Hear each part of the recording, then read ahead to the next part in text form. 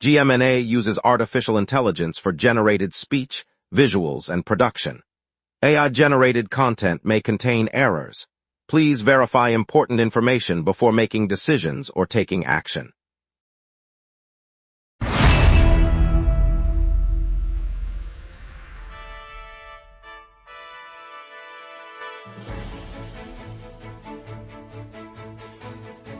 Live from the GMNA News Center, this is the Lunch Break News Hour. Good afternoon, Toronto. This afternoon, we've got Panama needing a win over Croatia at the stadium, a serious stabbing near St. James Park, and the Marlies clinching the Calder Cup. Expect heavy traffic around the World Cup sites. Over to you, Nathan. Toronto is unveiling a walking tour highlighting Forgotten Hand, painted billboard advertisements from the mid-20th century, showcasing original artwork across the city's downtown core. The tour launches this Saturday on Queen Street West, runs daily from 10 a.m. to 4 p.m., and is free, guided by local historian Maya Patel. Over 50 restored hand-painted ads will also be displayed at the Art Gallery of Ontario's new exhibition, featuring original artists' signatures and historical context panels. Lots to get to. Let's begin the day with the news and see what's happening around town together today. A severe thunderstorm is set to sweep across the Greater Toronto Area this afternoon, prompting officials to issue urgent warnings for commuters and residents alike. Panama's campaign hangs on Tuesday's group clash against Croatia at Toronto Stadium.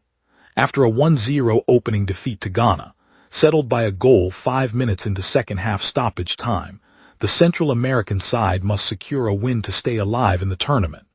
Coach Thomas Christiansen emphasized that every possession will be pressed, knowing a draw leaves Panama eliminated. Croatia, already in a strong position, arrives confident but aware that an upset could reshuffle the group.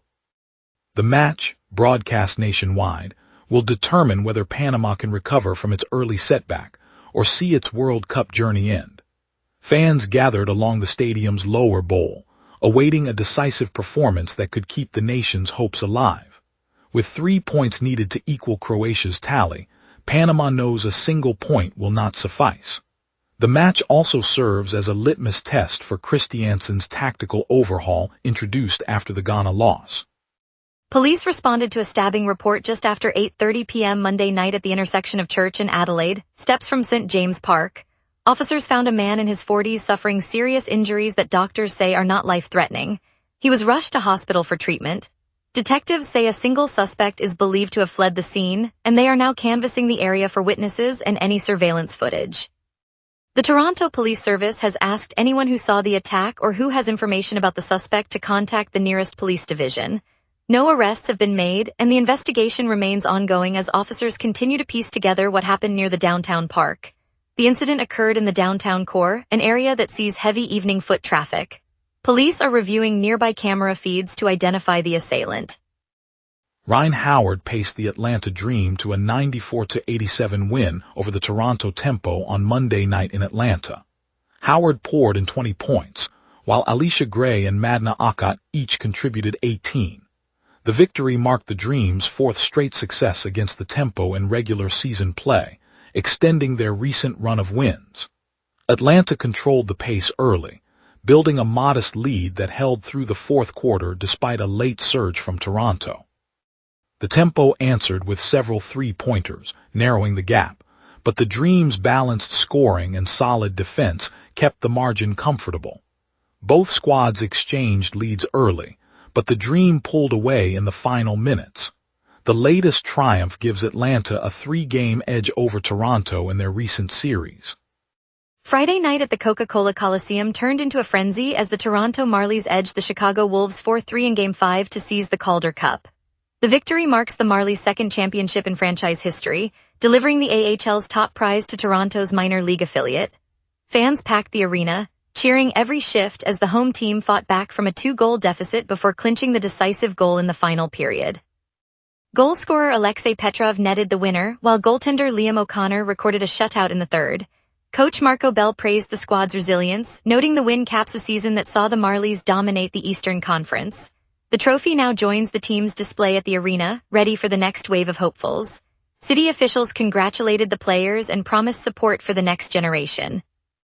3 of the 5 group stage matches scheduled for Toronto during the 2026 FIFA World Cup will feature African national teams, offering a rare chance for the city's sizable African diaspora to watch their continent's best on home soil.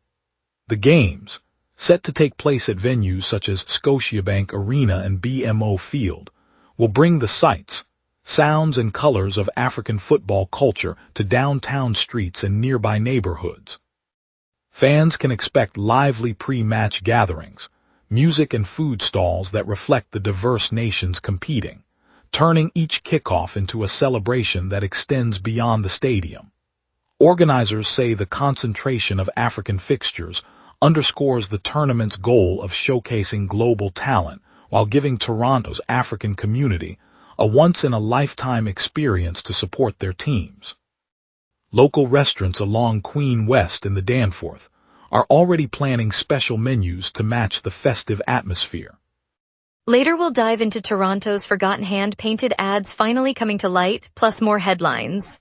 Stay tuned, we will be right back. Watch the local sunset tonight at 6 p.m. for all your local Montreal news. Welcome back, everyone. Let's cut to the chase and hear Nathan Cole with the top local stories you need to know right now. Hayden Waters and Stephen Petter are teaming with CBC Toronto and Heritage Toronto to map the city's hidden hand-painted ads, often called ghost signs, that still cling to brick facades.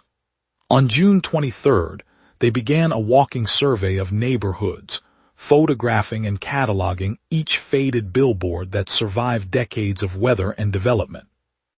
Those colorful remnants, many dating back to the early 20th century, once announced everything from local grocers to theater shows, and now serve as a visual timeline of the streets people pass every day.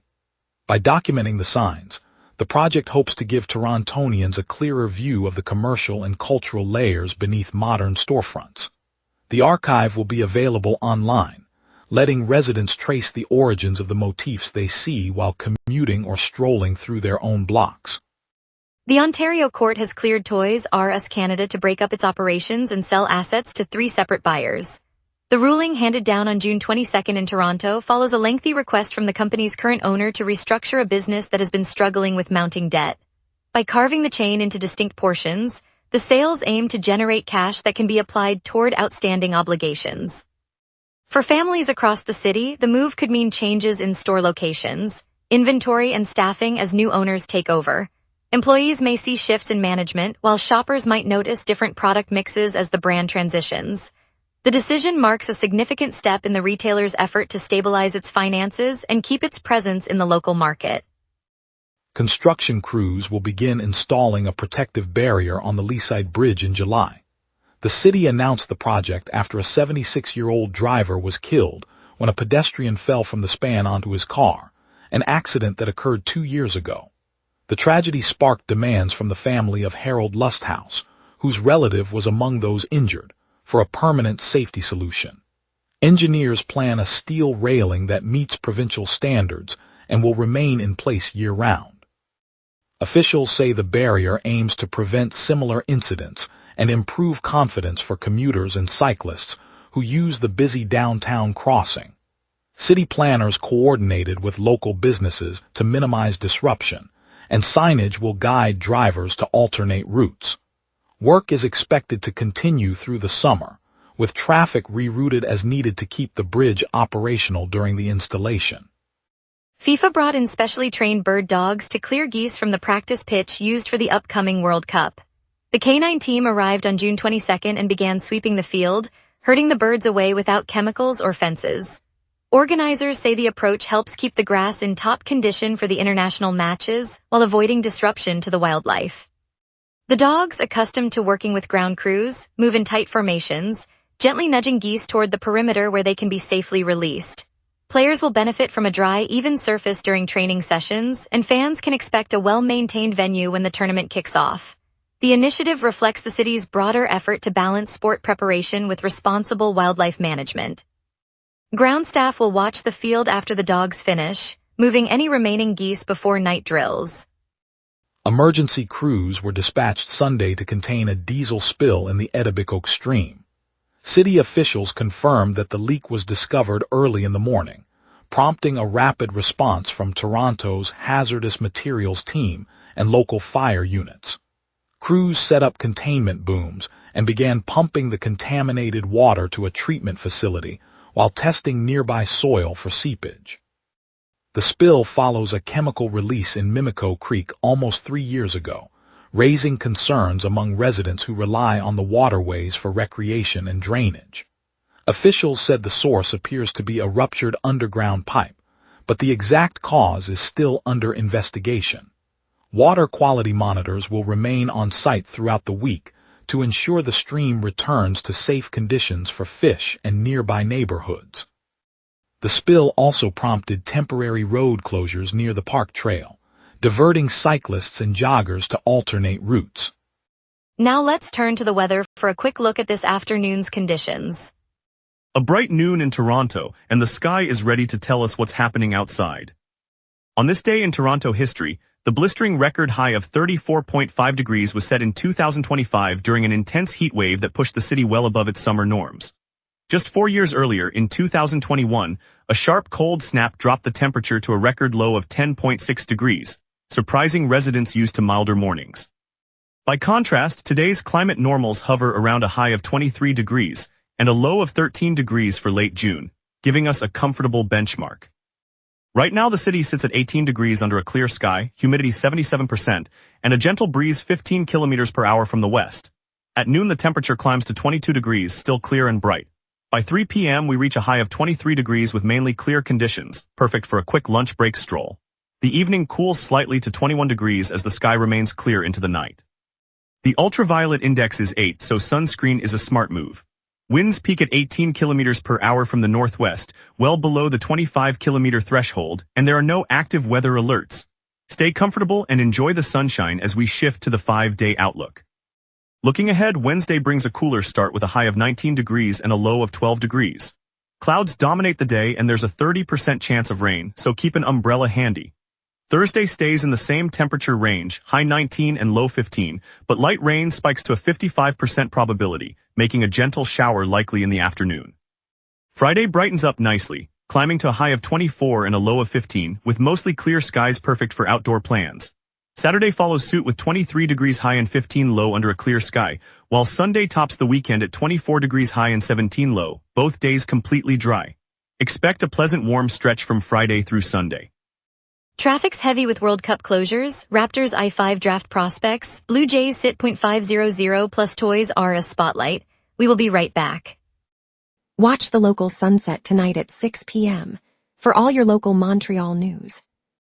Fort York Boulevard is closed between Angelique Street and Lakeshore Boulevard West for World Cup, forcing drivers onto routes such as Bathurst and the Gardiner. Lakeshore Boulevard West also shuts from British Columbia Road to Bathurst Street, adding pressure to the Gardiner and the Don Valley Parkway.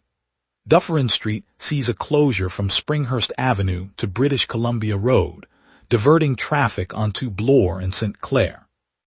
Strachan Avenue between East Liberty Street and Lakeshore is blocked, and Fleet Street is restricted to TTC vehicles only. No accidents are reported, but the combined closures are creating heavy congestion across the downtown core. Expect slower speeds on the Gardiner and longer travel times on the Don Valley Parkway this morning. The TTC is running extra streetcars on the Harbor Front and Bathurst routes to accommodate fans, while GO Transit has added roughly 30% more trips during the tournament. Afternoon commuters should anticipate lingering delays as the closures remain in place. Alessia Cara and Kisa are headlining the Toronto FIFA Fan Festival right now, turning the city into a soccer playground for fans of the upcoming World Cup. If you love live music, Noah Kahan will be on stage later this week in Toronto, delivering the heartfelt folk pop that's been topping streaming charts. Just a night after, Young the Giant rolls into town, promising an energetic set that will have the crowd singing along to every chorus. And across the community scene, the Croatian Association is raising a 100-meter flag in Toronto this week, a bold splash of color ahead of the Panama Showdown that showcases the city's vibrant multicultural spirit. Whether you're gearing up for a match, craving a concert, or looking to celebrate cultural pride, the city's calendar is buzzing with reasons to get out and enjoy the summer. And now here's Marcus with sports. Here's the latest on Toronto's teams as the season heats up. Sportsnet notes the Raptors are weighing 5 potential picks at the 19th slot of the upcoming NBA draft, eyeing external talent to complement internal growth. Management acknowledges that homegrown development alone may not propel the club to the next level. Sportsnet reports the Blue Jays evened their record at 39 wins, returning to a .500 mark after a bullpen-led shutout of the Astros. Relievers delivered 3.1 innings of scoreless work, backed by a solo homer and 3 sacrifice flies. Sportsnet features Alejandro Kirk praising the Blue Jays' resilience after the win that restored their .500 standing. He highlighted his RBI contribution and lauded Dylan Cease's bounce back after a rough opening inning, noting the club's ability to overcome multiple hurdles. Toys R Us Canada, anchored on the bustling stretch of Highway 40 in Vaughan, has just received Ontario court approval to split the chain into 3 separate asset sales.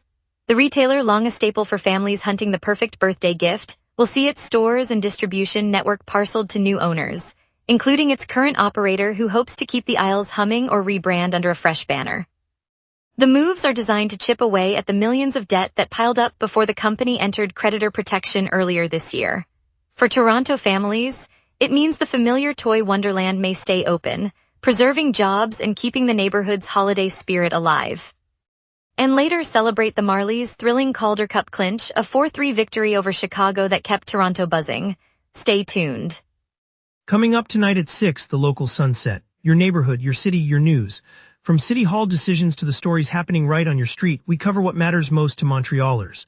Join us tonight at 6 p.m. on GMna for the local sunset, Montreal's evening newscast. Toronto's biggest jazz celebration bursts onto the stage tonight as the Toronto Jazz Festival opens with a headline set by Emily Claire Barlow at Coroner Hall. The historic venue is buzzing with music lovers and anticipation for a night of swing and soul. Carl Dumont is there. Carl Dumont. Thanks, Jordan Parker. The marble foyer of Coroner Hall hums as patrons file into velvet seats, chandeliers casting amber light on polished brass railings. I stand beneath the glass atrium, hearing the low murmur of the crowd. At 8 p.m., the stage lights blaze and Emily Claire Barlow steps forward, microphone in hand, her smile bright against the dark backdrop. The audience leans in, the silence broken by the pluck of an upright bass and the distant city hum. Outside, the village of Yorkville Park hosts a free outdoor stage, families and cyclists swaying to swing-tempo jazz, street food aromas mixing with night air. This night marks the heartbeat of the Toronto Jazz Festival, a week-long celebration that weaves seasoned legends with rising talent, reminding us that music lives in every corner of the city. In a city that never stops moving, a single song can pause the rush and bring strangers together under one rhythm. Carl Dumont virtually at Coroner Hall. In the heart of Kensington Market, on a bright Saturday morning, a group of volunteers gathered outside the historic bakery on Augusta Avenue. They're the Bread for All crew, a neighborhood of retirees, students, and shop owners, each carrying a tote bag filled with fresh loaves, pastries, and coffee brewed in a chipped copper pot. As the city streetcar rattles by, the scent of cinnamon rolls drifts down the sidewalk, drawing a line of curious passersby. When the first child steps forward, eyes wide, the oldest volunteer, a retired nurse named Marjorie, handholds the little one and offers a warm slice of banana bread. The child's grin widens and a nearby street artist pauses his mural, adding a splash of bright orange to the scene in celebration. By noon, 100 neighbors have shared a bite, swapped stories, and even signed up to help the next week's delivery. The moment that matters is when the market's regulars, strangers moments before, linger together, laughing over crumbs and planning a community garden on the empty lot across the lane. It's a reminder that simple generosity can stitch a whole neighborhood tighter. We're all part of this city's fabric, and today it feels a little brighter. On College Street, volunteers from the non-profit Housing Horizons gathered outside a brick building that had housed families for generations. Inside, a small group of donors and city planners huddled over blueprints, discussing the purchase of a walk-up that the organization hopes to convert into permanently affordable rentals. Across the city, similar teams are scanning vacant storefronts in Kensington Market and old office towers in the financial district, each property a potential lifeline for renters squeezed by soaring rates.